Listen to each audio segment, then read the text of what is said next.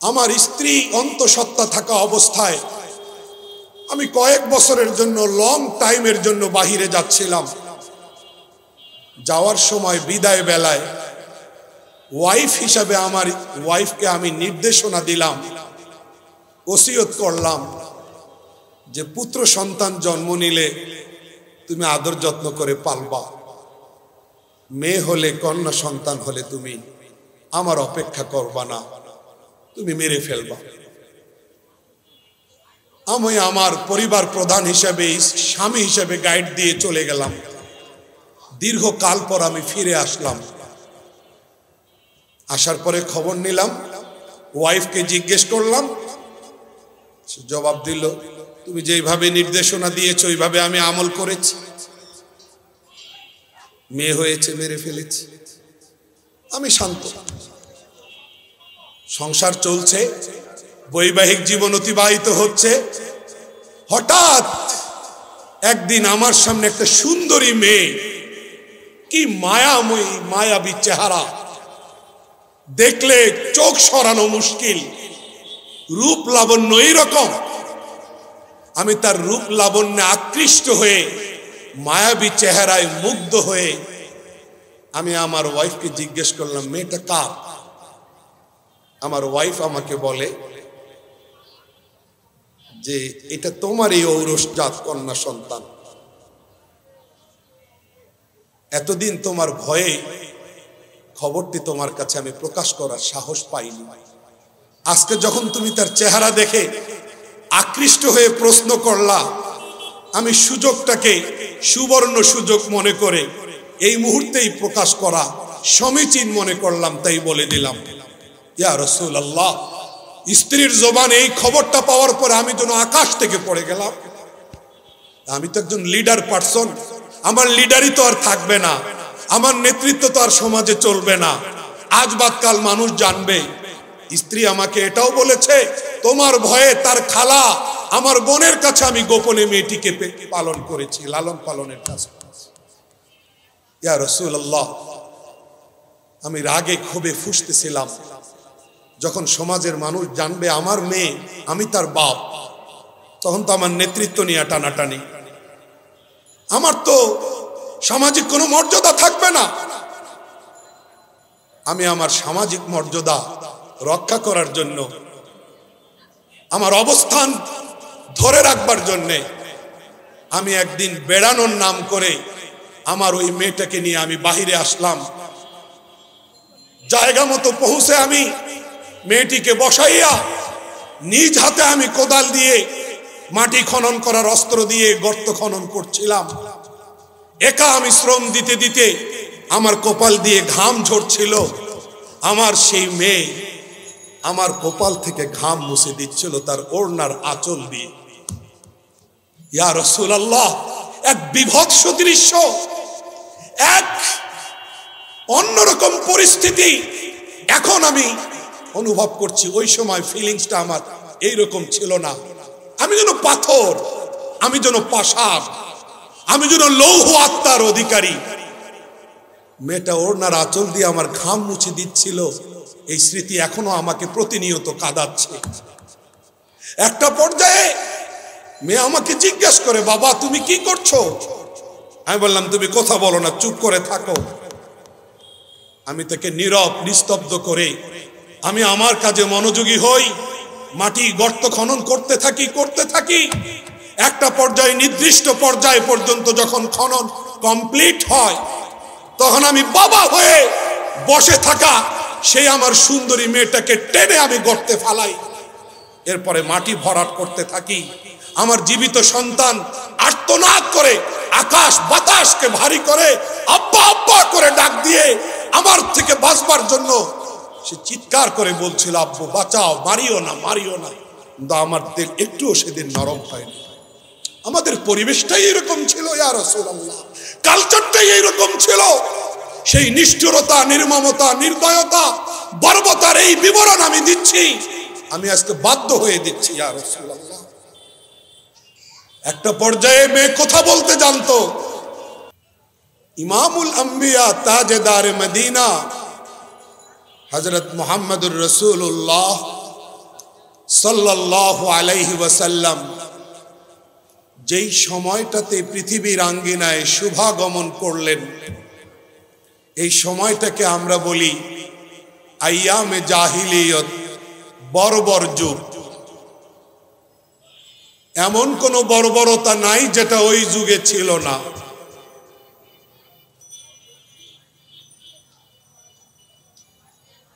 কন্যা সন্তান হিসেবে ভূমিষ্ঠ হলে নিরাপত্তা ছিল না, নারীদের কোনো অধিকার বলতে ছিল না, বিধবাদের কোনো অধিকার ছিল না, ইতিমদের কোনো অধিকার ছিল না, শ্রমিকদের কোনো অধিকার ছিল না। গোত্রে গোত্রে মারামারি লেগে থাকতো, সংঘাত সংঘর্ষ লেগে থাকতো। এক কথায় আমরা বলি বর্বর যুগ। বর্বরতার চিত্র কোরআন উপস্থাপন করছে সূরা নাহলে, ওয়াইজা বুশিরা আহাদুহুম বিল উনসা যাল্লা ওয়াজহুহু মুসওয়াদ্দা ওয়া হুয়া কাযীম ইয়াতাওয়ারা মিনাল কওমি মিন সুই মা বুশিরা বি আয়ুমসিকুহু আলা হুন আম ইয়াদুসসুহু ফিত তুরাব আলা সাআ মা ইয়াহকুমুন। আল্লাহ বলছেন সূরা নাহলে যে যুগটা ছিল এতটাই বর্বর, নিষ্ঠুরতা, নির্দয়তা, নির্মমতা ছিল এই রকম যে যখন কোনো পুরুষকে, বিবাহিত পুরুষকে, যখন কোনো মানুষকে তাদের কাউকে খবর দেয়া হতো, আল্লাহ খবর বলেন নাই, সুখবর বলছেন। কি বলছেন? যখন তাদের কাউকে এই মর্মে কোনো সুসংবাদ দেয়া হতো যে তুমি মেয়ে সন্তানের বাবা হয়েছ, যাল্লা ওয়াজহুহু মুসওয়াদ্দা, সাথে সাথে এই সুসংবাদটি শোনার পরে তার চেহারাটা কালো হয়ে যেত। নাউজুবিল্লাহ। ওয়া হুয়া কাযীম, সুসংবাদটি কন্যা সন্তান জন্ম নিয়েছে তার ঔরসে, এরকম একটা গুড নিউজ শুনবার পরে সে রাগে, ক্ষোভে, জেদে ফেটে পড়ত। আমি যদি আপনাদেরকে একটু শারীরিকভাবে দেখাই তাহলে এইরকম রাগে ক্ষোভে ফেটে পড়ত। কন্যা সন্তানের বাপ হলাম, চেহারাটা দেখাবো কি করে? মানুষকে মুখ দেখাবো কি করে? পরের আয়াতে আল্লাহ বলছেন ইয়াতাওয়ারা মিনাল কওমি মিন সুই মা বুশিরা বি, সুসংবাদটিকে সুসংবাদ মনে না করে দুঃসংবাদ মনে করে সে পালিয়ে পালিয়ে বেড়াইত, লুকিয়ে লুকিয়ে থাকতো, এই চেহারা আর কাউকে দেখাবো না। পালিয়ে পালিয়ে চিন্তা করত লাজ লজ্জা সহ্য করে সন্তানটাকে পালবে, আম ইয়াদুসসুহু ফিত তুরাব, নাকি বাবা হয়ে নিজ হাতে কন্যা সন্তানকে মাটি চাপা দিয়ে হত্যা করবে। এটা কোরআনের বর্ণনা, অহরহ ঘটত। আল্লাহ আমাদেরকে বোঝার তৌফিক দেন। আল্লাহ আয়াতের শেষে বলেন আলা সাআ মা ইয়াহকুমুন, তাদের এই সিদ্ধান্তটা কত না নিষ্ঠুর সিদ্ধান্ত ছিল। নিজের সন্তানকে মাটি চাপা দিয়ে হত্যা করার তাদের এই কালচারটা কত না নিকৃষ্টতম কালচার ছিল। কে বলছেন? আল্লাহ। এই যে আপনি খবরটা পাইলেন, এটা বিবিসির খবর না, এটা আল জাজিরার নিউজ না, এটা ভয়েস অফ আমেরিকার নিউজ না, এটা পৃথিবীর কোন সংবাদ মাধ্যমের সংবাদ না, এটা আরশে আজিমের রবের সংবাদ, বর্বর যুগ রিলেটেড সংবাদ।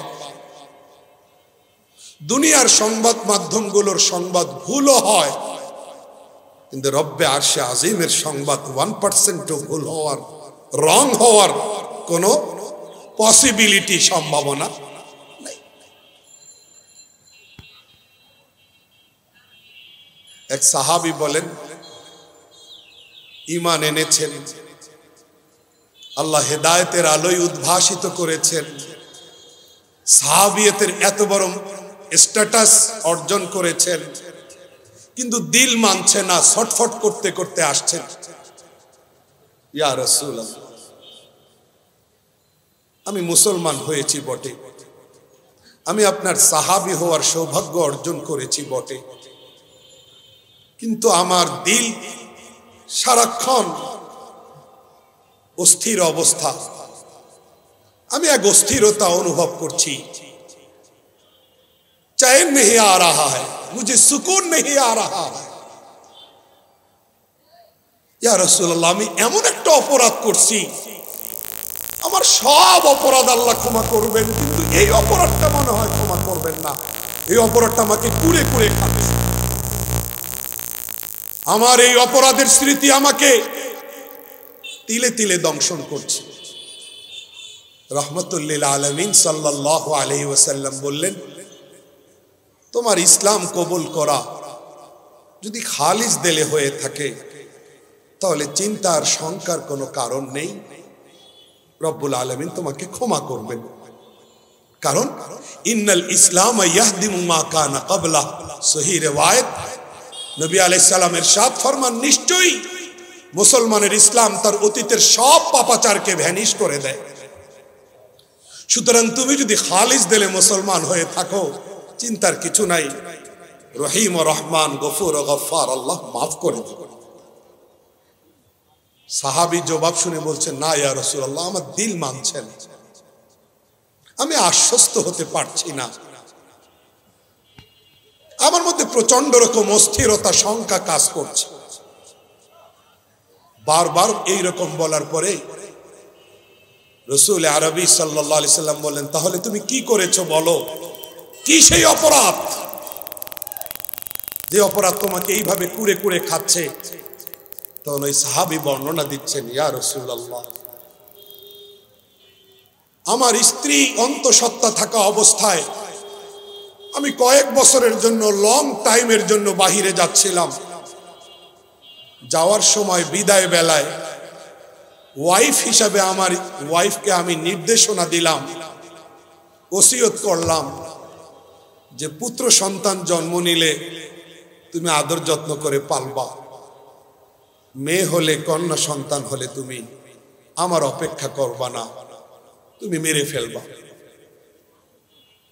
আমি আমার পরিবার প্রধান হিসেবে, স্বামী হিসেবে গাইড দিয়ে চলে গেলাম। দীর্ঘকাল পর আমি ফিরে আসলাম,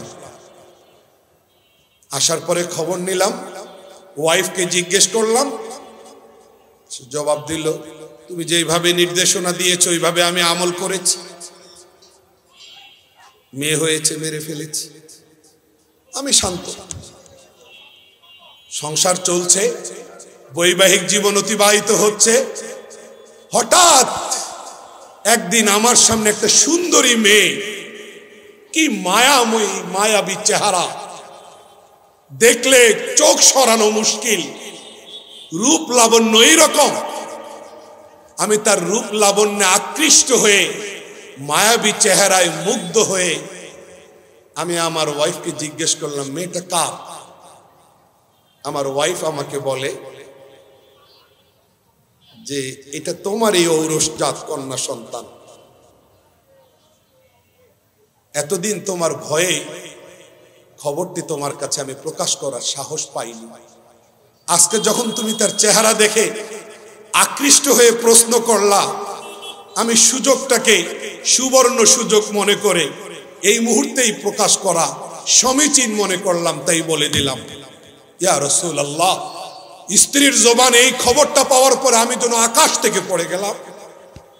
আমি তো একজন লিডার পারসন, আমার লিডারই তো আর থাকবে না, আমার নেতৃত্ব তো আর সমাজে চলবে না, আজ বাদ কাল মানুষ জানবে।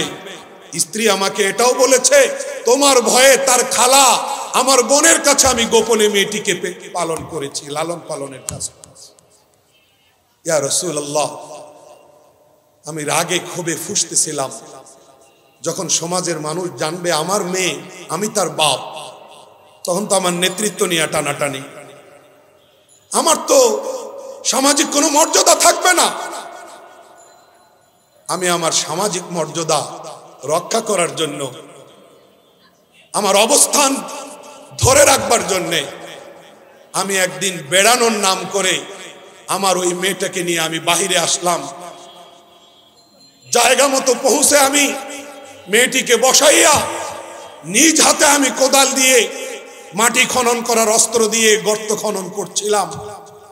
একা আমি শ্রম দিতে দিতে আমার কপাল দিয়ে ঘাম ঝরছিল। আমার সেই মেয়ে আমার কপাল থেকে ঘাম মুছে দিচ্ছিল তার ওড়নার আঁচল দিয়ে। ইয়া রাসূলুল্লাহ, এক বিভৎস দৃশ্য, এক অন্যরকম পরিস্থিতি এখন আমি অনুভব করছি। ওই সময় ফিলিংসটা আমার এইরকম ছিল না। আমি যেন পাথর, আমি যেন পাষাণ, আমি যেন লৌহ আত্মার অধিকারী। মেয়েটা ওড়নার আঁচল দিয়ে আমার ঘাম মুছে দিচ্ছিল। এই স্মৃতি এখনো আমাকে প্রতিনিয়ত কাঁদাচ্ছে। একটা পর্যায়ে মেয়ে আমাকে জিজ্ঞাসা করে, বাবা তুমি কি করছো? আমি বললাম, তুমি কথা বলো না, চুপ করে থাকো। আমি তাকে নীরব নিস্তব্ধ করে আমি আমার কাজে মনোযোগী হই। মাটি গর্ত খনন করতে থাকি। একটা পর্যায়ে, নির্দিষ্ট পর্যায় পর্যন্ত যখন খনন কমপ্লিট হয়, তখন আমি বাবা হয়ে বসে থাকা সেই আমার সুন্দরী মেয়েটাকে টেনে আমি গর্তে ফালাই। এরপরে মাটি ভরাট করতে থাকি। আমার জীবিত সন্তান আর্তনাদ করে আকাশ বাতাসকে ভারী করে আব্বা আব্বা করে ডাক দিয়ে আমার থেকে বাঁচবার জন্য সে চিৎকার করে বলছিল, আব্বু বাঁচাও, মারিও না, মারিও না। কিন্তু আমার দিল একটুও সেদিন নরম হয়নি। আমাদের পরিবেশটাই এরকম ছিল ইয়া রাসূলুল্লাহ, কালচারটাই এইরকম ছিল। সেই নিষ্ঠুরতা, নির্মমতা, নির্দয়তা, বর্বরতার এই বিবরণ আমি দিচ্ছি, আমি আজকে বাধ্য হয়ে দিচ্ছি ইয়া রাসূলুল্লাহ। একটা পর্যায়ে মেয়ে কথা বলতে জানতো, যেহেতু মা দীর্ঘদিন তার বোনের কাছে রেখে লালন পালন করেছে। আজকে মেয়ে বলে, বাবা এভাবে আমাকে হত্যা করো না, এতদিন গোপন রাখছি, আরো গোপন রাখবো, তুমি আমার বাবা নাও, মারিও না। তবুও আমার অন্তর নরম হয় নাই। আমি মাটি চাপা দিয়ে হত্যা করে তারপরে বাড়িতে আসছি। আমি আজকে মুসলমান ইয়া রাসূলুল্লাহ, আমার বাবা কি আমাকে, আমার আল্লাহ কি আমাকে ক্ষমা করবেন? আমি তো মুসলমান।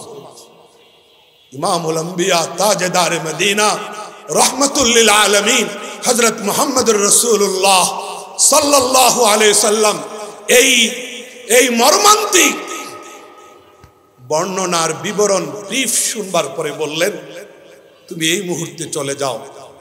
তোমার ইসলাম কবুল করা যদি খালিস দিলে হয়, আল্লাহ মাফ করবেন। তুমি এই মুহূর্তে সরে যাও, কারণ তোমার চোখে আমি ওই মেয়ের রক্ত দেখতে পাচ্ছি। আল্লাহ কোরআনে সূরা নাহলে বলছেন, ওয়াইজা বুশিরা আহাদুহুম বিল উনসা যাল্লা ওয়াজহুহু মুসওয়াদ্দান ওয়া হুয়া কাযীম। যখন ওই বর্বর যুগে কোন পুরুষকে বলা হইতো তোমার কন্যা সন্তান হয়েছে, তখন তার চেহারা কালো হয়ে যেত। এই কোরআনী খবরটাকে আমি একটু ঘটনার আলোকে আপনাদের সামনে উপস্থাপন করলাম। উপস্থাপন করতে গিয়ে সূরা নাহলের যে 2 আয়াতে কারিমা সামনে আনলাম। আমি বিস্ময়ের সাথে কোরআন যখন স্টাডি করি, আমি বিস্মিত হয়ে যাই, আমি অবাক হয়ে যাই। বারবার আল্লাহর দরবারে আলহামদুলিল্লাহ পড়ি। আল্লাহ বর্বর যুগের এই বর্বরতার খবর বলবার সময়, উপস্থাপন করার সময় আল্লাহ কন্যা সন্তানের জন্মগ্রহণটাকে সংবাদ বলেন নাই, সুসংবাদ বলেছেন। খবর বলেন নাই, সুখবর বলেছেন। নিউজ বলেন নাই, গুড নিউজ বলেছেন। 1 আয়াতে বলেন নাই, 2 আয়াতে বলেছেন। লক্ষ্য করুন, ওয়াইজা বুশিরা, বুশিরা মানে সুসংবাদ দেওয়া হতো যখন।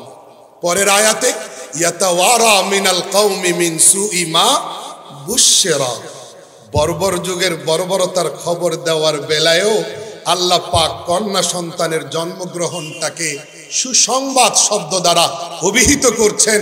মানে আল্লাহ পাক এই 2 আয়াতের মধ্যে বর্বরতার খবর দিতে গিয়েও কন্যা সন্তানের জন্মগ্রহণটাকে সুসংবাদ হিসেবে বলেছেন। তার মানে কন্যা সন্তান ভূমিষ্ঠ হওয়া সুসংবাদ, দুঃসংবাদ নয়।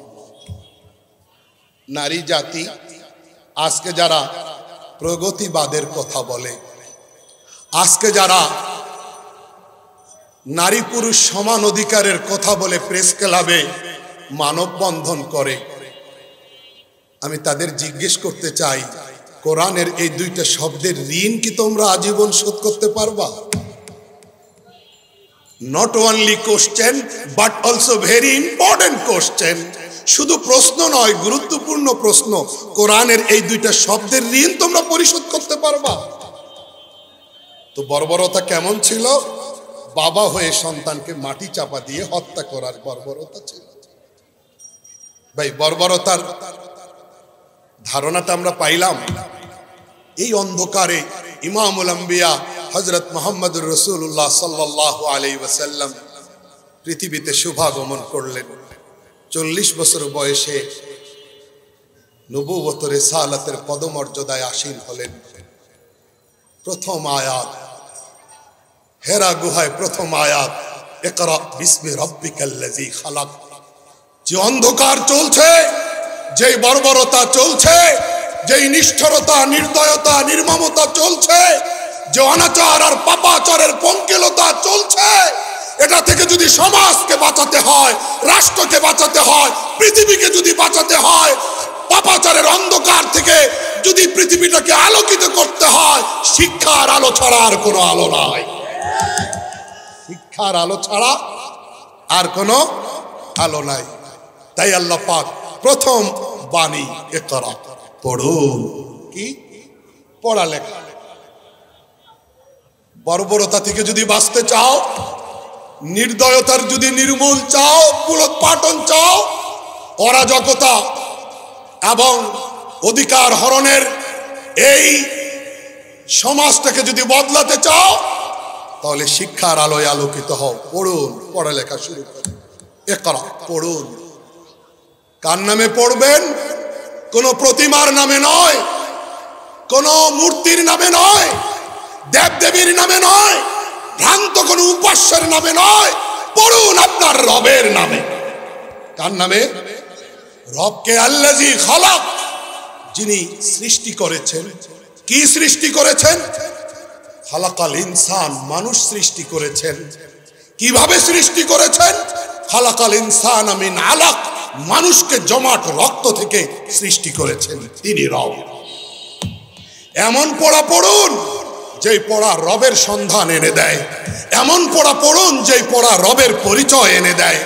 এমন পড়া পড়ুন যেই রবের সংজ্ঞা, যেই পড়া, যেই শিক্ষা রবের সংজ্ঞা মুখস্থ করায়। রবকে, রবকে। অতএব যেই শিক্ষা শিক্ষার্থীকে তার রব চেনায়, সেই শিক্ষাই সুশিক্ষা। যেই শিক্ষা শিক্ষার্থীকে তার রব ভুলাইয়া দেয়, সেটা কুশিক্ষা। জোরে বলেন ঠিক না বেঠিক? যেই শিক্ষার মাধ্যমে শিক্ষার্থী তার রব আর সৃষ্টিকর্তার পরিচয় পায়, এটাই শিক্ষা। আর যেই শিক্ষার মাধ্যমে শিক্ষার্থী তার রবকে ভুলে যায়, তার সৃষ্টিকর্তাকে ভুলে যায়, এই শিক্ষা ব্যবস্থা যতই এসি রুমে পরিচালিত হোক, এই শিক্ষা ব্যবস্থা যতই সুযোগ সুবিধা নির্ভর, ফ্যাসিলিটি নির্ভর শিক্ষা ব্যবস্থা হোক, এই শিক্ষা শিক্ষা না, এটা সমাজ ধ্বংসকারী শিক্ষা, এটা পৃথিবী ধ্বংসকারী শিক্ষা। আল্লাহ আমাদের তৌফিক দান করেন। মায়ের গর্ভে এত সুন্দর আকৃতি দান করলেন যিনি, তিনি রব। একটু জমাট রক্তে এত সুন্দর চেহারা যিনি তৈরি করলেন, তিনি।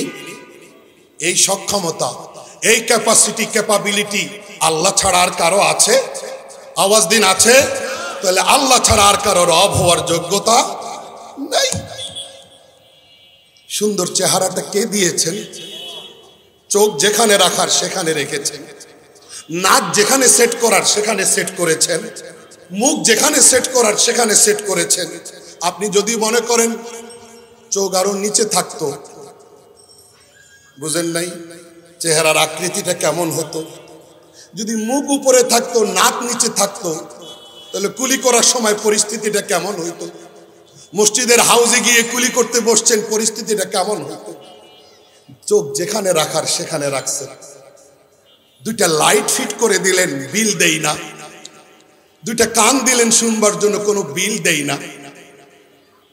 মুখের মধ্যে মিষ্টি পানি মৃত্যু পর্যন্ত রাখলেন, এই পানিটা তিতাও হইতে পারতো, হয় নাই। টক হইতে পারতো, হয় নাই। লোনা হইতে পারতো, হয় নাই। মিঠা হয়েছে। কার দান? তিনি রব। পড়ুন সেই রবের নাম। কথা বুঝে আসছেন? আসে নাই? তাহলে যেহেতু শিক্ষার মাধ্যমে জাতির জাতিসত্তা সুরক্ষিত থাকে, যেহেতু শিক্ষাই জাতির জাতিসত্তা রক্ষার প্রধানতম হাতিয়ার, আর এই ফর্মুলার আওতায় আমরা মুসলিম জাতি, আমাদের মুসলিম জাতিসত্তাকে যদি টিকাইতে হয়, আমাদের মুসলিম জাতিসত্তার সুরক্ষা যদি নিশ্চিত করতে হয়, আমাদের শিক্ষা ব্যবস্থাই হবে আমাদের প্রধান হাতিয়ার।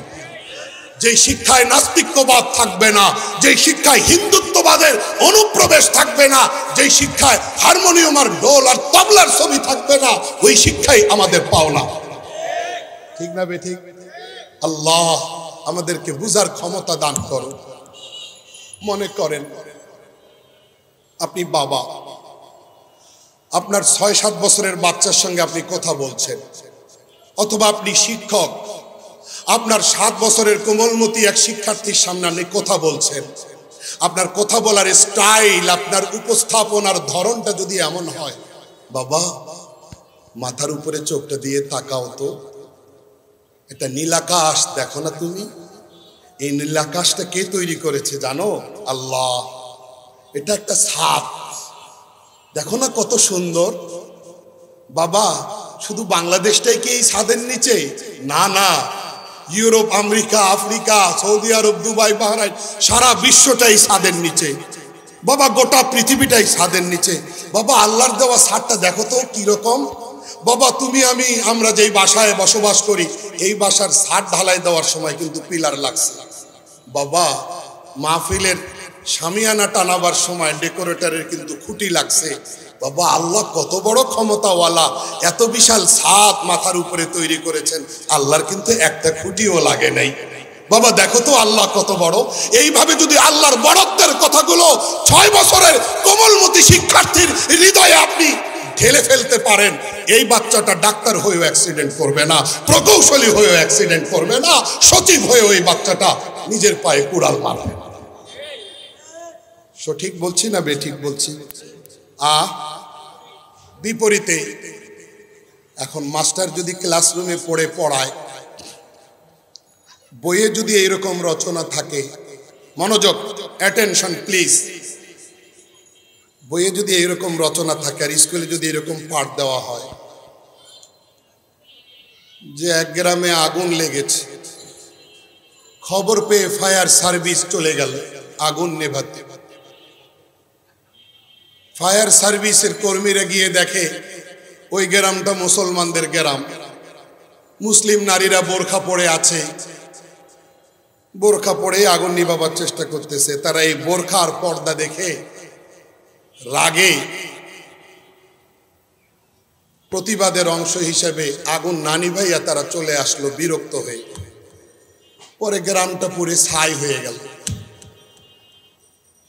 এটা কি শুধুই রচনা, নাকি রচনার নামে কোনো পরিকল্পনা?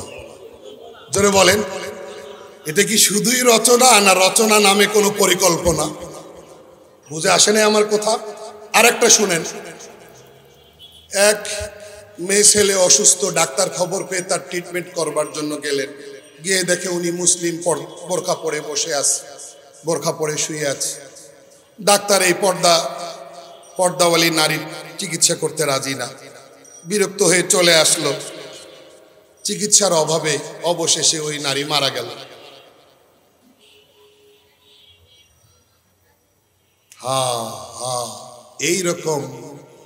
এইরকম রচনা পাঠ, পরাজিত শক্তি, পালিয়ে যাওয়া শক্তি, এইরকম পাঠও পাঠ্যপুস্তকে যুক্ত করেছে। শুধু কি তাই, বিবর্তনবাদের মতো কুফরি মতবাদ পাঠ্যপুস্তকে যুক্ত হয়েছে। শুধু কি তাই, ট্রান্সজেন্ডারের মতো পশ্চিমা মতাদর্শ পাঠ্যপুস্তকে যুক্ত হয়েছে। একদিক দিয়ে প্রতিবাদ করি, আর একদিক দিয়ে আর এক শিরোনামে আর একটা ঢুকাই। আল্লাহ আমাদেরকে বুঝার তৌফিক দান করুন। জেলে গেলাম রমজানের মতো একটি তাৎপর্যমণ্ডিত মাসে,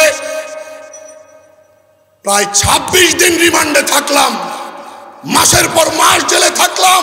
অপরাধ কি? হক কথাগুলো বলাই তো অপরাধ ছিল। যারা জেলে নিয়েছে তারাও জালেম, যারা সহযোগিতা করেছে তারাও জালেম।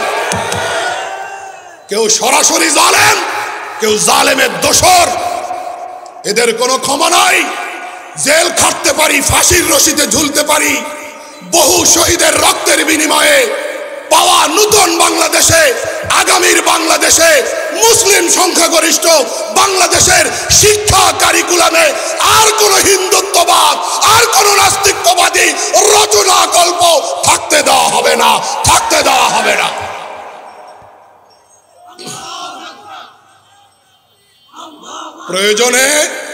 প্রয়োজনে বারবার জেলে যাব, কিন্তু হকের আওয়াজ দিতেই থাকি। এটা মুসলিম সংখ্যাগরিষ্ঠ দেশ। এদেশের শিক্ষা কারিকুলাম, এদেশের শিক্ষা সিলেবাস, এদেশের শিক্ষা নীতি সব সংখ্যাগরিষ্ঠ জনগণের অর্থাৎ মুসলিম জনতার বোধ বিশ্বাসের আলোকে প্রণীত হবে। এটা অন্যায় দাবি নয়, এটা ন্যায্য দাবি। আমাদের দেশটা মুসলমানদের দেশ। এখানে আমাদের যত পাঠ্যপুস্তক থাকবে সব আমাদের ধর্মীয় বোধ বিশ্বাসের আলোকে প্রণীত হবে। এখন যদি কোনো ক্লাসের বইয়ের মোলাটে হারমোনিয়াম, ঢোল, তবলার ছবি দেওয়া হয়, এটা তো ভিনদেশি সংস্কৃতিকে প্রমোট করা হলো। একটা বাচ্চা ছেলে বই হাতে নিয়ে মলাট আর প্রচ্ছদ দেখেই প্রথমেই তার মনটা ঝুঁকে যাবে ওই অপসংস্কৃতির দিকে। এটা তো মাস্টার প্ল্যান, এটা তো মহাপরিকল্পনা। কি ক্ষতি? কয় হাজার কোটি টাকা বেশি ক্ষতি হবে। এমনি তো হাজার হাজার কোটি টাকা এক একটা মন্ত্রণালয়ে বরাদ্দ দেওয়া হয়। কয় হাজার কোটি বেশি খরচ হবে যদি প্রত্যেকটা প্রাইমারি স্কুলে, প্রত্যেকটা হাই স্কুলে একজন ধর্ম শিক্ষক বাধ্যতামূলক করা হয়। কত হাজার কোটি টাকা বেশি লাগবে? লাগতে পারে, কিন্তু শিক্ষার্থীদের ভবিষ্যৎ তো সুরক্ষিত হয়ে যাবে। প্রত্যেকটা প্রাইমারি স্কুলে একজন ধর্ম শিক্ষক বাধ্যতামূলক হওয়া উচিত। প্রত্যেকটা হাই স্কুলে একজন ধর্ম শিক্ষক বাধ্যতামূলক হওয়া উচিত। অন্তত এতটুকু শিক্ষা, যে শিক্ষার মাধ্যমে একজন শিক্ষার্থী উযু করার নিয়মটা জানতে পারে, নামাজ আদায় করার পদ্ধতিটা জানতে পারে, ফরজ ওয়াজিবগুলো জানতে পারে। এতটুকু ন্যূনতম বুনিয়াদি মৌলিক শিক্ষা তো থাকা দরকার। কি বলেন? যারা যারা সমর্থন করেন হাত দেখান। আল্লাহ এই হাতগুলিকে কবুল করে নাও। আমরা সঠিক কথাগুলো বলে যাব, কারো রক্তচক্ষুকে ভয় পাবো না।